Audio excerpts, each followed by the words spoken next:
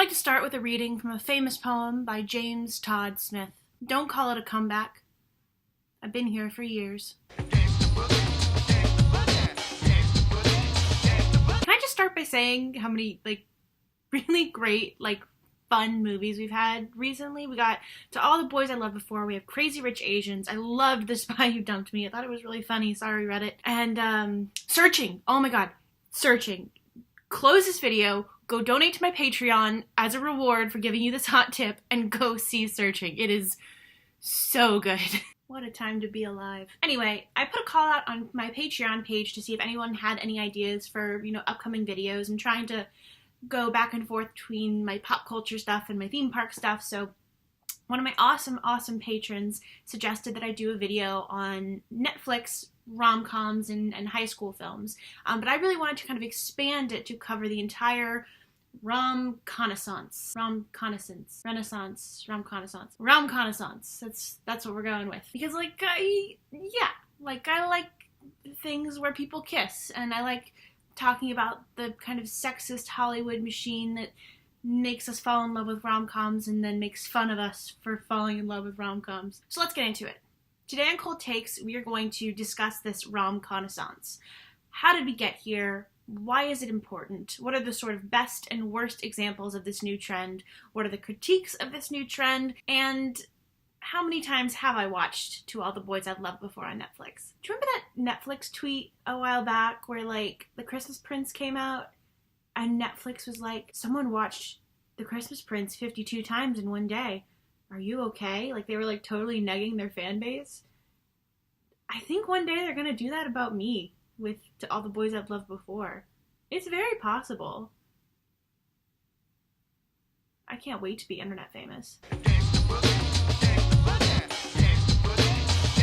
So in order to talk about the rom-connaissance, we have to define what that is. The way I kind of look at it is a resurgence in the last few years of these sort of mid-budget, classic formula rom-com films. And what's exciting about the rom-connaissance is that while it's a return to the formula, it's not a return to the past. And what I mean by that is that in the rom-connaissance, we are embracing things like diversity.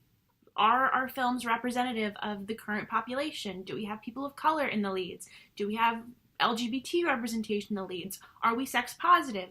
How are we dealing with kind of modern issues and modern visibility in these films? We are opening up the rom-com to everyone, not just your straight white Tom Hankses and Meg Ryanses. Examples of this current trend are things like Crazy Rich Asians, To All the Boys I've Loved Before, Love, Simon, Kissing Booth, Set It Up, The Christmas Prince. These are sort of the big sort of tent poles that have sort of declared the rom-com is back. But there are a few that I'm going to include in there in later discussion that I think might surprise you, but totally fit the rom-connaissance. So, how did we get here? How did we arrive at the rom-connaissance? There are a lot of factors that play into it, but to begin with, I think we need to talk about one of those outlier rom-coms I mentioned literally 15 seconds ago. And that film is Deadpool. Know that I love you.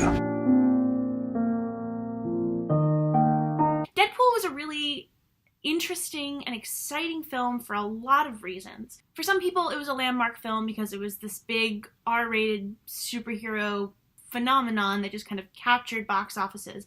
But one of the biggest things that studios caught on to was that it was a huge, trumpeting return of the mid-budget film. You throw $50 million at Deadpool, and you reap in that return. Filmmakers at the time were either working with micro-budgets, the Blumhouse $1 million, or these massive Avengers Disney budgets. But Fox discovered with Deadpool, which is a rom-com, it is about a love story between two people and whether or not they're going to end up together. That's a rom-com. You cannot tell me otherwise. Deadpool is a rom-com, nerds! So Deadpool proved that a mid-budget rom-com can make studios bank. So with Deadpool and kind of similar films in this sort of mid-budget renaissance, the mid-budgetance? Nope. No, no, no. So with the revival of the mid-budget film, what you see is studios realizing, okay, we don't have to make $1 million rom-com and we don't need to make a $200 million rom-com. We can throw $50 million at a film, put a name in it, put a name behind it, and we'll reap our return. But there's also the big disruptor right now in the studio system, which is Netflix. Netflix is trying to become their own independent platform. They don't want to have to continue to pay licenses. They want to have their own content that people are just going to give their money to see just that content. And if you're going to have a platform that's going to be everything to everyone, you have to have rom-coms. Rom-coms have been a staple of cinema, especially of Hollywood cinema, since its inception. If you're going to have a film streaming platform that is going to be for everyone, you can't avoid making rom-coms. And why can't you avoid making rom-coms? I mean, if the internet and all of the internet's hot takes are to be believed, we haven't made rom-coms since, like, Sweet Home Alabama. So, like, surely audiences don't want it anymore. It's old-fashioned. We don't need it. It's blasé. It's like the cowboy movie. Go away, romance. I don't want to see people kiss. Romance, I do want to see people kiss so much. And the actual answer to this is sort of two parts. And unfortunately, to answer this question, I do have to talk about feminism, which, as a woman on the internet, I'm sure that'll be fine. I'm sure it'll go over well. It's not going to be a problem. So part of the big sort of romance resurgence we've seen in the last few years has been a sort of feminist reclaiming of the genre. If you want to hear a little bit more about this, you can watch my Courtship of Princess Leia video that I did a while back. Basically, there has been a feminist reclaiming of romance that says, read and enjoy the thing that you like. That is a feminist act. You should not be ashamed for liking the thing that you like, and a genre as a whole should not be shamed because it's a thing that women like. So part of the feminist sort of resurgence of the rom-com in particular has been, you know what? I know that men say that rom-coms are stupid even though they like action movies, but I like rom-coms and I'm going to be loud and proud about it. I'm going to watch them, and that is going to be a sort of act of feminine defiance. Part of this sort of like feminist reclaiming of things that women have been shamed for liking as a group is like why I'm drinking white wine right now. I don't really drink white wine, but like people are like, oh, trashy white ladies throw white wine in other trashy white ladies' faces. White wine is so lame. I'm gonna drink my red wine and whiskey. But white wine's okay. Just because ladies like it doesn't mean it's bad or has like cooties. So that's kind of how rom-coms have happened. In the same way that rosé has sort of gotten this revival, rom-coms have sort of gotten this revival. And that's exciting. So we have the first two kind of answers to this how did we get here question. The sort of studio system alterations and changes with Netflix and the revival of the mid-budget film, as well as this sort of feminist reclaiming and celebration of rom-coms. Also, we have to discuss the fact that most of the films that I listed at the beginning of this sort of description of what the rom-coms are based on novels. You have the Wattpad book Kissing Booth. If you ever need like some really, really fun viewing material, go watch Jenny Nicholson's Wattpad readings. I used to just live off of Wattpad stories because I was like a broke high schooler and it was just like, give me trash directly into my face hole, just give me all the trash. But she's found some really, really fun ones to kind of pick apart. But anyway, so you have Kissing Booth, which is based on a book, Crazy Rich Asians, which is based on a book, To All the Boys I've Loved Before, which is based on a book, Love, Simon, which is based on a book. These are coming out of a tradition of novellic romance storytelling. And at a time when the film industry and kind of the greater culture at large had said rom-coms are not a thing we're interested in, that was exactly the same time that we had kind of this crazy disruption and democratization of publishing with the sort of self-publishing format. The reason that romance is the highest selling book genre over every single other genre in the world is partly due to this kind of Kindle, Kobo, iBooks democratization of publishing. You no longer have to go to an arbiter of taste, an editor at a publishing house, to get your rom-com-ish book sold.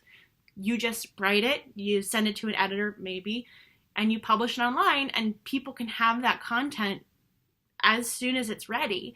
You don't have to have a gatekeeper tell you, like, yes, this is good enough, or no, this won't sell. You just sell it. That democratization of publishing led to some of these really big resurgences in the genre. More people were writing romance. More people of different backgrounds were writing romance. Basically what happened was the kind of old, straight, white, male editorial staff at a lot of these big publishing houses would say, you know, women of color, people on the LGBT spectrum, non-binary people, etc., don't really sell books. So we're going to stick with what we know. And those people would then take those great stories, post them online, cut out the middleman completely, and they got popular. And as a result, then the publishing industry, which is a couple years behind, said, no, wait, we love diversity. Give us all the diversity. Give it to us.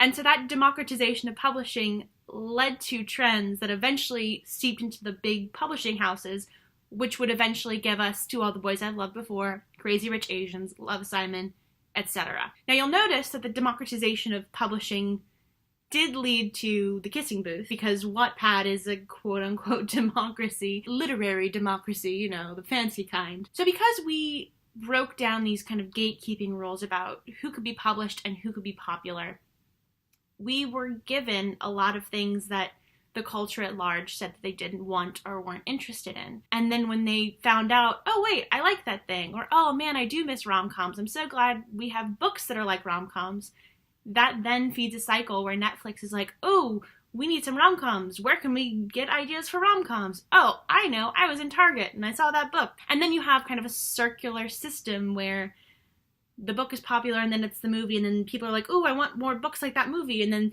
the publishing cycle and the filmic cycle feed itself. But enough about boring publishing stuff. I've had 2 sips of this wine, which means that I'm ready to talk about the fun stuff. Why is the rom-connaissance important? Because I like rom-coms. That's why it's important. No, really. That's why. That's why it's important. Okay, fine. It's not the only reason it's important. I mean, it's a big reason, but it's not the only reason. I mean, it is important that people make rom-coms because people like them and they inject joy into the world, but it's also important just if you love cinema. It's important that in a world where studios are consolidating power and we have fewer and fewer movies, that we have this genre available to us that isn't too expensive, isn't too cheap, that studios can make fairly quickly, but that still can be full of like artistic verve and hope and joy, and that can tell great stories. That's why the rom-connaissance is important. It offers us a revival of this great storytelling genre, and we can have amazing and exciting new things come out of it. Also, I just really, really like rom-coms. Make more rom-coms. Thank you. So, best and worst. I think this is probably going to be the most kind of, I don't know, maybe not controversial, but I think it's probably the most important because there's a difference between like my own personal tastes and what I like versus what's probably best for the genre as a whole. To me, the worst one was Set It Up. I'm very sorry to all the fans that I'm sure are out there and are currently throwing their own glass of Chardonnay at my face. But to me, it was just so cynical. And I don't think rom-coms should be cynical. Unfortunately, I think that we are at a place kind of in our society where cynicism sells and that it's easier to sell kind of a hard-edged rom-com where people are still a little bit, you know, uncertain about this love thing. The reason that I loved Crazy Rich Asians and To All the Boys I'd Loved Before, which to me are the best examples of this trend, is that they are about people who kind of topple in head over heels in love. It's not about skepticism or cynicism. It's, wow, I love this person and they make me feel seen and they make me feel important and like I matter in this world. Even if I'm not perfect, or even if I don't meet some kind of impossible ideal, or even if sometimes I feel lonely and isolated, like this person makes me feel like I belong. and like I'm loved and special. And that's really what a rom-com is all about. I mean, sure, we like the escapism and we like the sort of running away with our feelings, but really the rom-com at its heart is all about finding that one person in this crazy mixed up world who makes you feel visible and who makes you feel like you're not alone. But I do think that cynicism is actually important to the way that this sort of trend, particularly this recent sort of grouping of films, has played out in the rom-com-naissance, which is we are, as a culture, very cynical about love. I love Chip and Joanna Gaines from that show where they do the houses. The show called... that show. They're a couple and they have kids and they're adorable. And they look like they're so in love. And every time I see them, that little part of me, I have so many romance books. And every time I see them, I'm still like, they're probably not really happy. They're probably not really happy at all. Nah, love's not real. But that is part of the reason that I think so many of these films are set in high school, is that you still get that kind of warm, fuzzy feeling of, oh, love. Because your first love always feels like your true love. But you don't have to really think about the implications of, oh, are they going to break up? What about mortgages? What about children? You just get to think about like that wonderful lacrosse field kiss. And that's exciting. And that is a little bit of our cynicism showing as well. Because it's easier to believe that high school first true love feeling than it is to think that like two grown-ups are actually going to be together forever. And that's kind of sad, but I wouldn't trade these movies for anything. Even the cynical ones. I love them. Give me more. I like this rom-com. Another! I'm not going to break the glass. I did think about it for a second, though. I mean, the other thing that I like about rom-coms is that I can go to the movie theater at 11 a.m. on a Sunday and drink mimosas with my popcorn. Mimosas and popcorn are a good combination. Also raisinets. But of course, with every trend, there is the inevitable backlash, which I really wasn't even going to talk about in this video, but it kind of annoys me so much that I just can't stop. But first, I think I need to critique even myself by calling it a rom-com-naissance. By calling it a rom-com-naissance, I'm actually ignoring and sort of belittling this entire genre of film that has continued to live on television. I mean, for all the people who are like, oh, where did rom-coms go? I'm like, go to channel like 57 or whatever. Hallmark has always been there. And in the last few years, though they have always kind of done the rom-com thing, as the rom-com trend and rom-com-naissance has kind of rebuilt itself, Hallmark has really started to get more and more business and more attention, and they have been making more and more films. And that's exciting. More rom-coms, always good with me. But by saying that, oh, rom-coms, we were in the wilderness with rom-coms, I'm like, girl, go watch A Royal Winter. Go watch Cooking with Love. The rom-coms are there. There are so many to choose from. You have a million rom-coms. Go watch them. Hallmark is free, I think. Is Hallmark free? I mean, it's free on your TV, on your package. Get a cable package. Get a Fire Stick. I think it's on Fire Stick if you cut the cord. I don't know. They also have their own streaming service. That's cool. Hallmark. Rom-coms. 2 sips of wine. So my critique, just even from the idea that we're calling this a rom-com-naissance, which is trademark me, I made that up, is the idea that we're having a renaissance at all. Like, yes, we're having kind of a bigger budget renaissance, but rom-coms never went away, and our love for them and our kind of desire for love stories never went away either. They were always there. They were just waiting for you to turn the channel.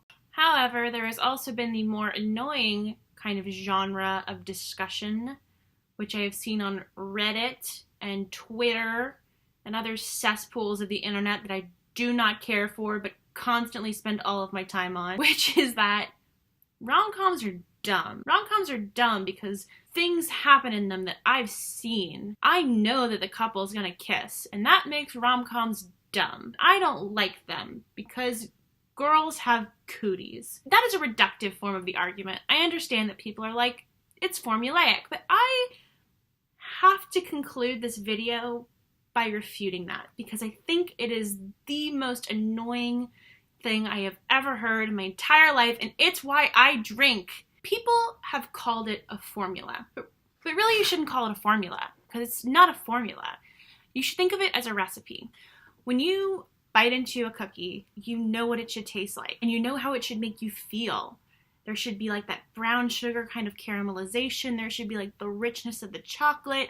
It should make you feel like you're a kid again. It should make you feel all warm inside and like gooey and melty. That's what a recipe does. It gives you instructions for how to give someone that feeling and that sensation. Rom-coms aren't boring because they have a recipe. That's what makes them exciting. I don't want to bite into a cookie and find out it tastes like kale. When I watch a rom-com, I want to know that it's going to make me feel like a rom-com. I want to know that it's going to feel like biting in to the best cookie. This is not a very good cookie. This is the set it up of cookies. Don't call it a comeback. I've been here for years. Hi everyone, thank you so much for watching this really fun sort of light dive into the Rom-Connaissance. It was so much fun to film and so much fun to talk about these really great movies. I hope you get to catch some of them on Netflix or Crazy Rich Asians in theaters, which is so much fun. If you want some personalized recommendations, or if you want to talk to me more about these films, please do so in the comments. Or you can head over to my Patreon, where I give suggestions on these kind of films and kind of discussions of these things all the time. Also, if you like what I do, if you want to help me improve the videos and the light content and the sound content and the video quality, please go throw a couple dollars if you can over on my Patreon. But if not, just like this video and subscribe so you can get more fun content. Also, I have to give a toast to JH, Samuel, and Colin, my 3 wonderful patrons. Cheers, guys!